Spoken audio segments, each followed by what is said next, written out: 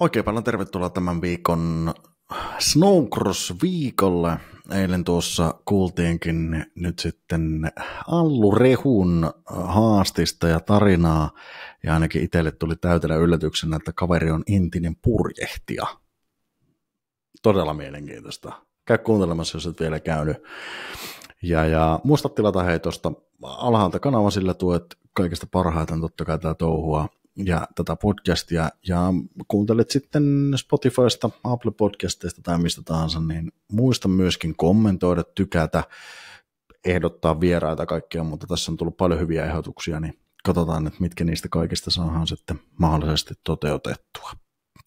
Mutta nyt Snowcross viikon pariin, ja totta kai tässä kohtaa on tietenkin mainittava ja sanottava, että Snowcross-kausi 2025 alkoi aika surullisissa merkeissä tuolla Parikkalassa, ja kilpailu keskeytyi nyt sitten lauantaina kohtalokkaan onnettomuuden saattelemana, ja syvimmät osanottoni omaisille ja kaikille totta kai Snowcross-faneille ja ylipäätään tsemppiä ja jaksamista nyt kaikille. Tämä on Snowcross-perheelle iso menetys, mutta elämän ja kilpailun on jatkuttava ja sitä myöten myöskin harrastamisen, niin päästään sitten kausi aloittamaan Nivalasta ja ruvetaan ihan just käymään sitten Snowcross-viikolla tätä kautta läpi.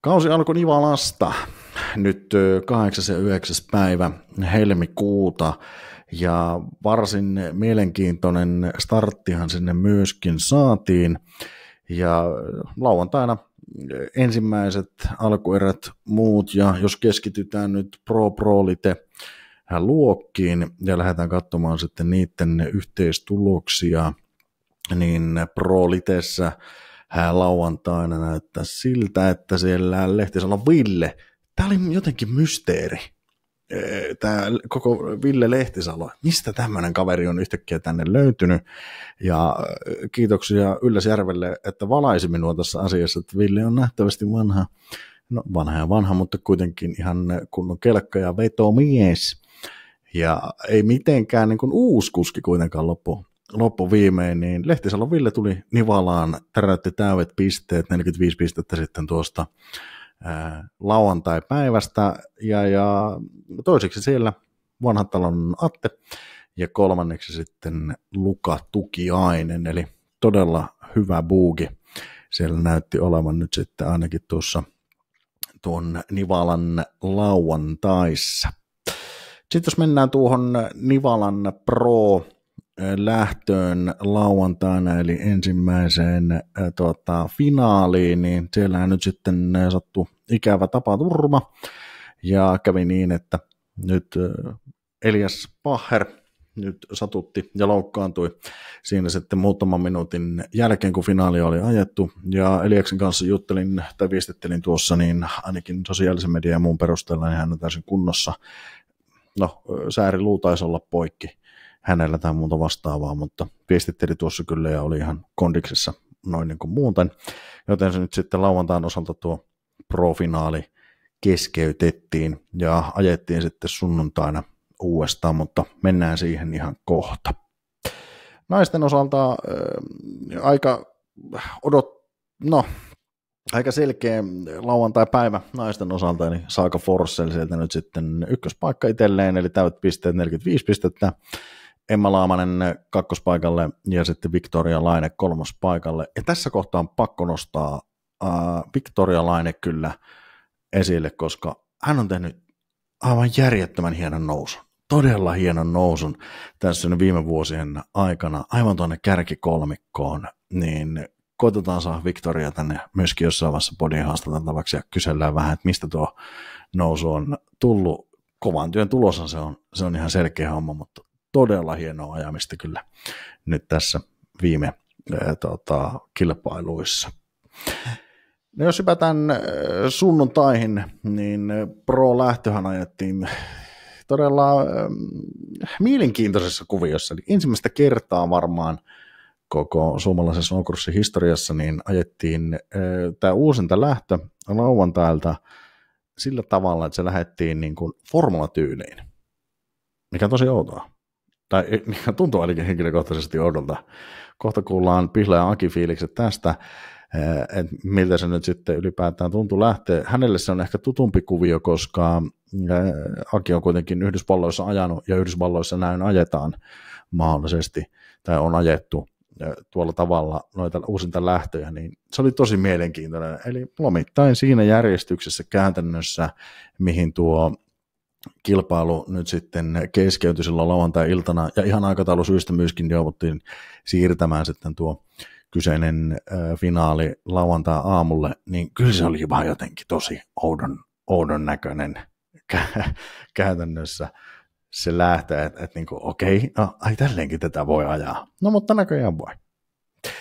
Ja kyllä se niin kävi sitten, että tuosta nyt sitten uusinta lähdössä, niin Aki Pihlaja voittoon, Topi Rinne kakkosena ja myöskin Pesosen Aki sitten sinne kolmantena. Siinä oli hyvää vääntöä Puustisen, Aitoa ja Juntusen kanssa myöskin koko erän mitalta, ja Roy Yläonnenvuori on kyllä sekoittanut nyt mukavasti pakkaa tässä ensimmäisen osakilpailun aikana, ja on kyllä hyvännäköistä ajamista Roylla. Roy on ajanut pitkän aikaa kyllä, ja on mielenkiintoista, ja se mikä on kyllä niin mielenkiintoista nähdä on Topi Rinne.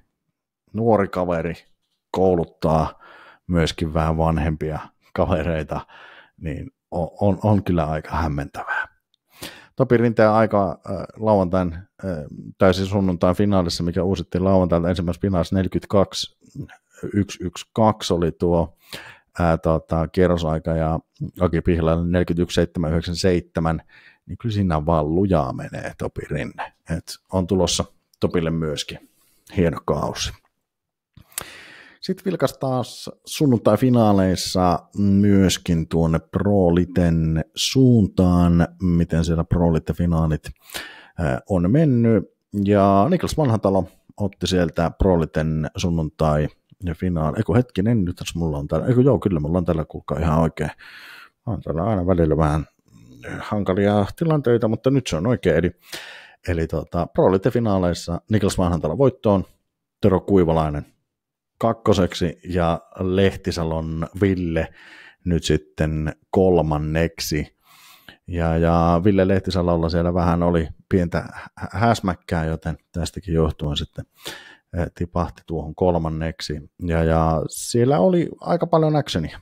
Kannattaa käydä tsekkaamassa nuo live-uusinat sitten tuolta YouTuben puolelta, mutta aika hienoa taistelua.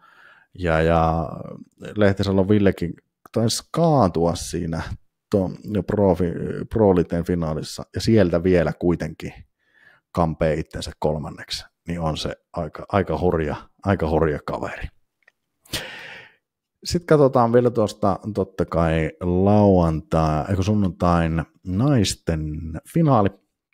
No, Saako Forssell sai hyvän näköisen lähdön, sieltä sitten saman tien kärkeä karkuun taktiikalla, ja Kauvasaaren Venla taisteli hienosti siihen toiseksi naisten finaalissa, ja Victoria Laine sieltä vaan kaivo itsensä kuitenkin kolmanneksi. Niin Vitsiläinen toi on kyllä makeeta nähdä, mutta kuitenkin finaalin nopein kuljettaja Emma Laamanen 49.345.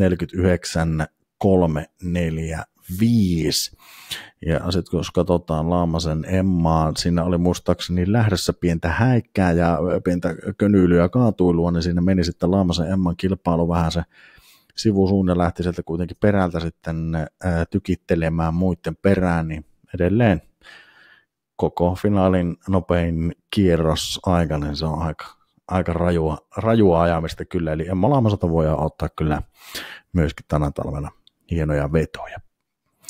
Mutta nyt katsotaan sitten tuo Proon finaali.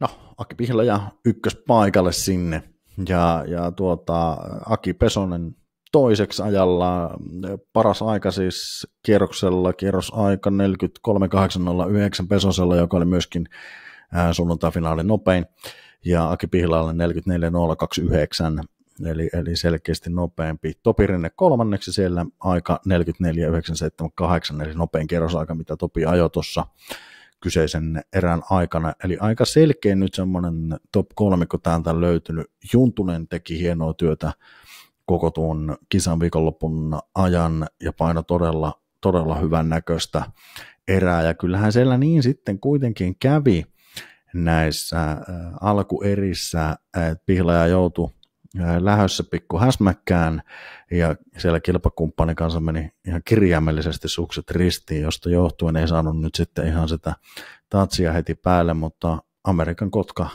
liiti nyt sitten kakkoskierroksen tai toisessa karsintaerässä P-ryhmässä, niin kuitenkin sitä viimeiseltä paikalta toiseksi ja siitä Juntuselle voitto, eli ei ihan pelkkää tolppaa ollut nyt sitten myöskään Pihlajalta.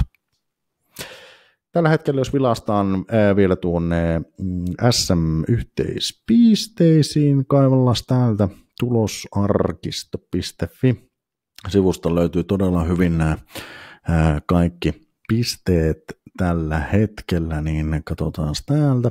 Täältä on helppo ottaa myöskin sitten ihan lajivalinta, ja sieltä lähtee sitten katsomaan Snowcrossin pistesaldoa. Täällä on sarjataulukot erikseen, tuolta napsautellaan Snowcrossi ja sitten Pro SM, ykköspaikalla Aki Pihlaja yllättäen 109 pistettä, Aki Pesosella 87 pistettä, eli 22 pistettä perässä, ja nyt sitten Topi Rinteelle 84 pistettä, eli 3 pistettä tuossa nyt sitten tällä hetkellä Pesosen Akia perässä, ja 25 pistettä sitten Pihlajan Akia perässä. Proliten SM Tero Kuivalainen kärkipaikalla 81 pistettä ja Lehti Ville eli Ville Lehtisalo 81 pistettä, eli siellä jaetaan nyt sitten ykkös-kakkospaikka tasapistein ja Atte Vanhatalo tällä hetkellä 5 pistettä perässä, ollen nyt sitten SM-sarjan Proliten kolmantena. Naisten SM Saaka Forssell 109 pistettä kärkipaikalla, Victoria Laine 28 pistettä perässä kakkospaikalla ensimmäisen osakilpailun viikonloppun jälkeen ja sitten Emma Laamanen 29 pistettä kädestä ja 1 pisteen perässä nyt sitten kakkospaikasta, eli Emma Laamanen on tällä hetkellä kolmantena. Mutta nyt mennään tässä välissä kuuntelemaan vähän Pihlajan Akin mietteitä.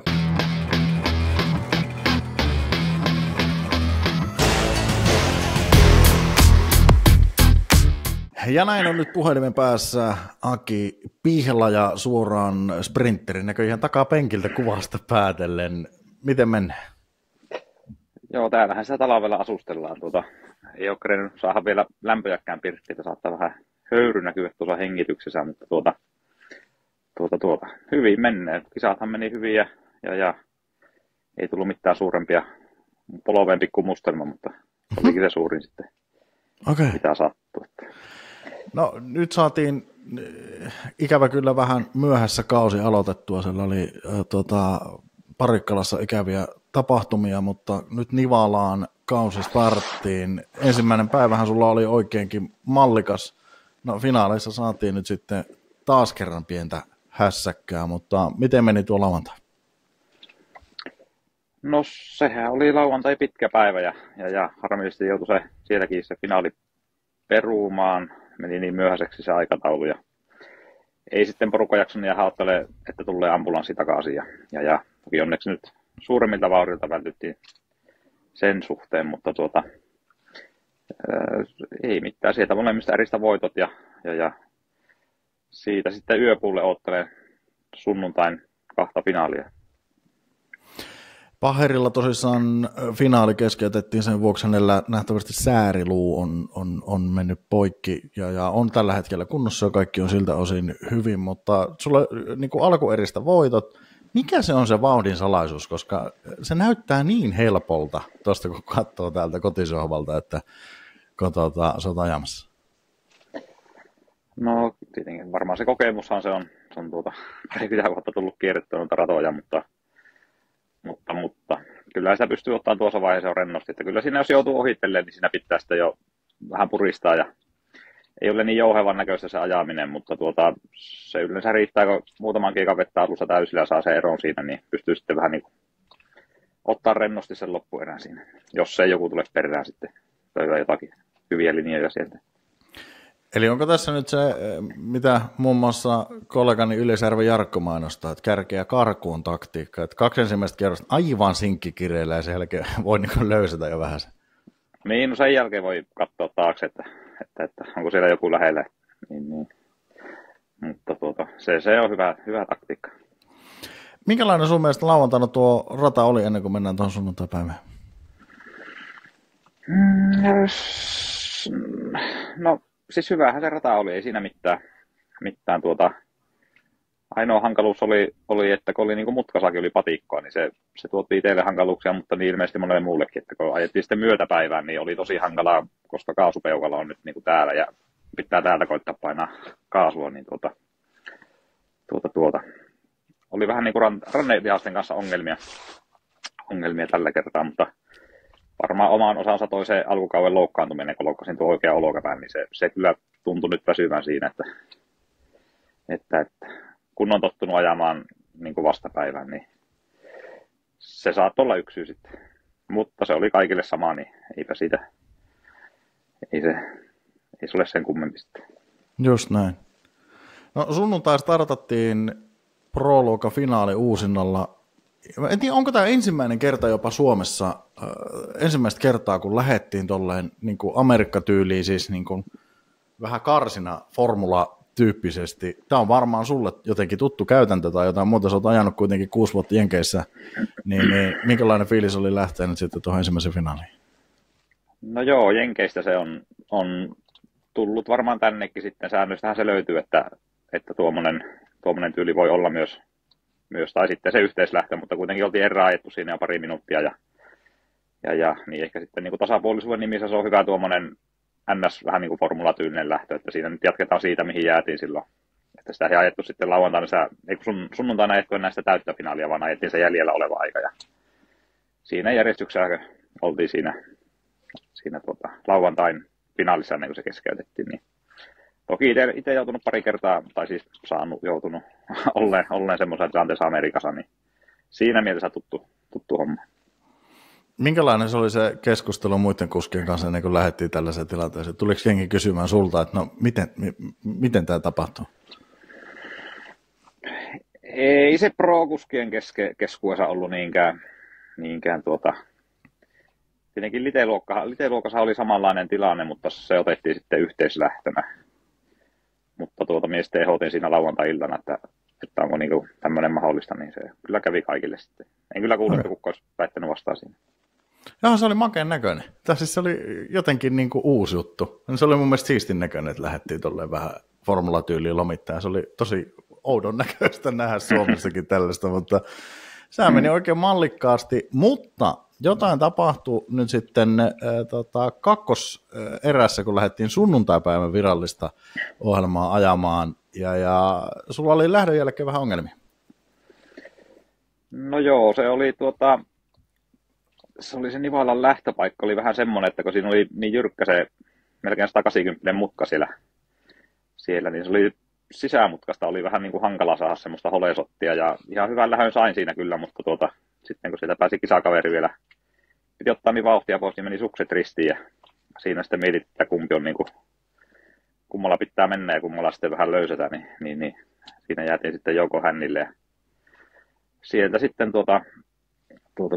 ei se auttanut, kun lähtiä nousemaan. Luulin kyllä itse siinä, että ajoin kärjensä siinä lopussa, kun pääsin Rehu Aleksista ohi, mutta Juntusen Aleksihan oli päässyt niin karkuun siellä, että en sitten nähnyt koko kaveria siinä erän aikana, niin ajattelin, että ei tässä tarvitse sen kummemmin ajella. Ja okay. Ei varmaan nyt olisi kiinni saanutkaan, mutta ei siinä sen kummempia. Ei sitä aina tiedä. Aika mielenkiintoinen, koska teille jäi siis Juntusen Aleksin kanssa, Aleksi voitti erän 7,8 sekuntia väliin, ja itse arvelin ehkä sen toisinpäin niin, että sä mietit sen niin, että niin kuin, no, sulla on kakkospaikka, sulla on voitot kaikista aiemmista, että sun ei tarvii välttämättä ajaa. No joo, jos olisin tiennyt, niin olisi tietenkin voinut noinkin ajatella, mutta niin se tuo Ylläsjärvikin kuulutteli siinä, että onko mulla kelekasavikkaa, kun me himmailen ja surffailen siinä, mutta siinä kyseisessä kohdassa oli semmoinen tilanne, että minä katsoin, että nyt menee kello umpeen, niin kun se himmasin vauhtia, että ei tarvitse enää yhtä kerrosta ajaa, mutta se olikin Aleksi mennyt jo siitä ohi, niin minä ihmettelin seuraavalla kierroksella, että no mikä tässä nyt, että vielä pitää kierros ajaa. Mutta ei se mitään, ajettiin sitten ihan. No parastahan tässä on se, että Aleksi teki sun takana ihan tismalleen saman homman. Että se katsoo, että nyt jos ihan pikkasen himmaa, niin Aki kerkee varmasti tuossa ja hän vähän himmaa kanssa, että ei tarvitse lähteä uudelle kierrokselle enää. Joo, no, mutta joutui molemmat vielä ajaa sitten, tai oikeastaan kaikki joutui ajamaan vielä. Just ja Aleksi tarpeeksi himmailu siinä nyt. Se vauhti on todella kova. Sulla 4.3831, mikä oli sen erän nopein aika, Juntusella 4.3840, niin leveyttähän siellä oli radassa niin varsin hyvin. Oliko siinä hankalasti päästä niin kuin ohi vai löytyykö siltä sellaisia paikkoja helposti? No oli ihan siinä hankala päästä, kun se oli vähän niin kuin mutkatkin oli yhtä patikkoa, niin tahtoi tulla semmoinen yksi nopea ajolinja siinä sitten, niin sanotaanko, että esimerkiksi viime vuoteen verrattuna, kun oli semmoinen nopeampi ja pitempi rata, niin oli sitten paljon helpompi tehdä niitä ohituksia. Mutta kyllähän sieltä ohi pääsee, mutta se vaan vie sitten enemmän aikaa. Just näin.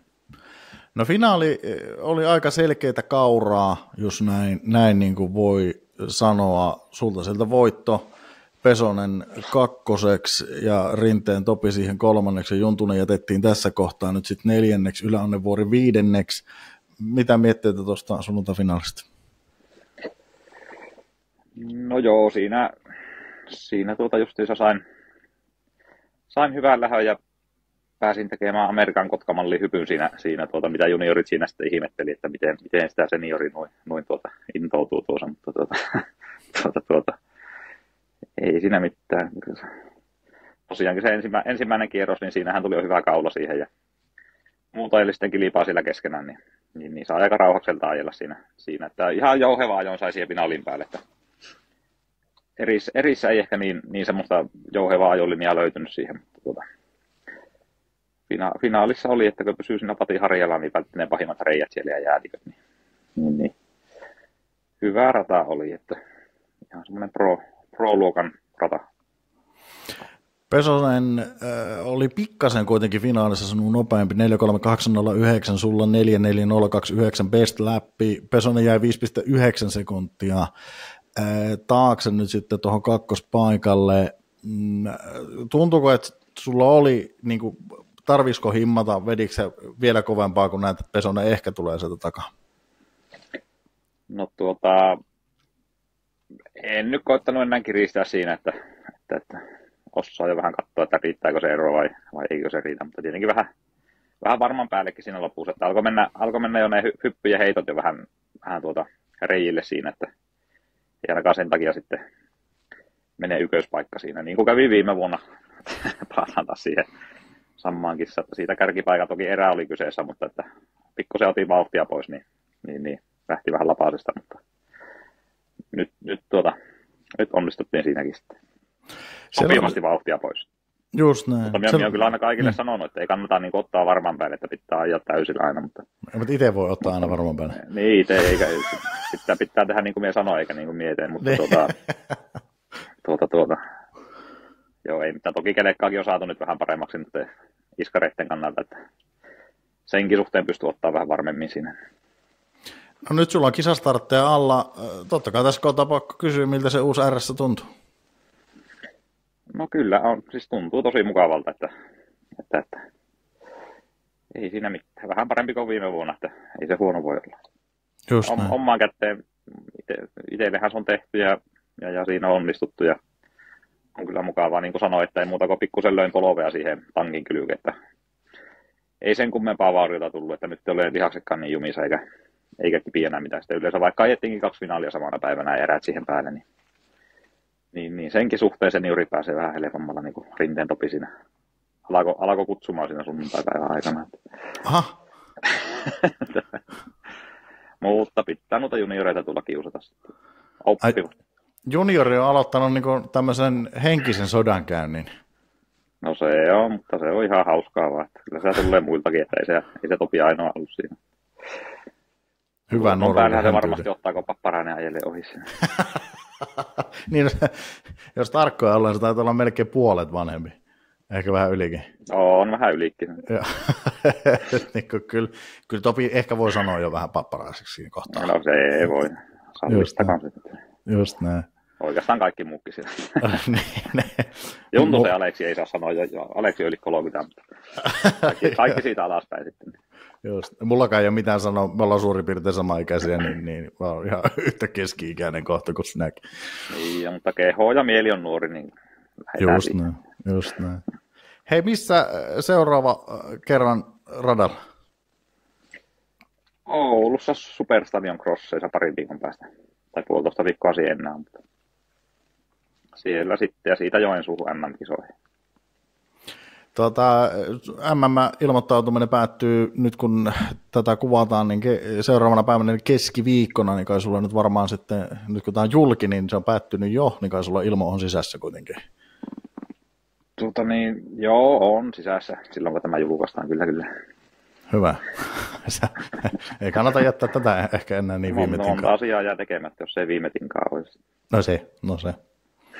Hei, kiitos Aki. Tämä oli tosi mahtavaa, että pääsit nopsaan kertoa vähän Nivalan tunnelmia. Ja ei muuta kuin nähdään seuraavan kerran varmaan Italiassa. Kyllä. Teemme näin. Eikö hei.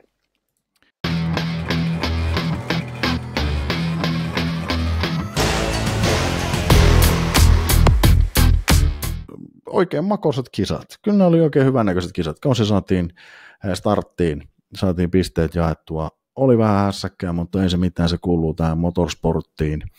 Ja sieltä saatiin homma nyt sitten kaikin puolin pakettiin, niin se on totta kai tärkeintä ja kausi sitten myöskin startille. Ensi viikolla erilaisilla vierailla ja erilaisilla meiningeillä. Me ollaan ensi viikolla vähän tulossa tämmöistä toisenlaista vierasta. Ja pelkästään kuljettajia. Otetaan vähän kuljettajien ulkopuoleltakin kavereita. Ja by the way, mutta Hopomasahan nähtiin tuolla sporttiluokassa Nivalassa. Ja nyt jos katsotaan Hopomasalle pisteitä, niin tällä hetkellä Matti Määttä on Snowcrossin sporttiluokan 4. Aika kova. Kyllä se Hopomasa näköjään pystyy Snowcrossiakin ajamaan. Kiitoksia tuhannesti, että kuuntelit ja katsoit tämän. Ja ensi viikolla uudet kujeet ja uusilla vierailla. Kommentoi tonne alle, mitä tykkäät, kuka pitäisi saada vieraaksi, miksi. Ja voit vaikka kommentoida, että kuka voittaa tänä vuonna minkäkin luokan mestaruuden ja millä tavalla. Se on ehkä se suurin kysymys. Kiitos kun katsoit. Muista tilata kanava ja nähdään ensi viikolla. Moi moi.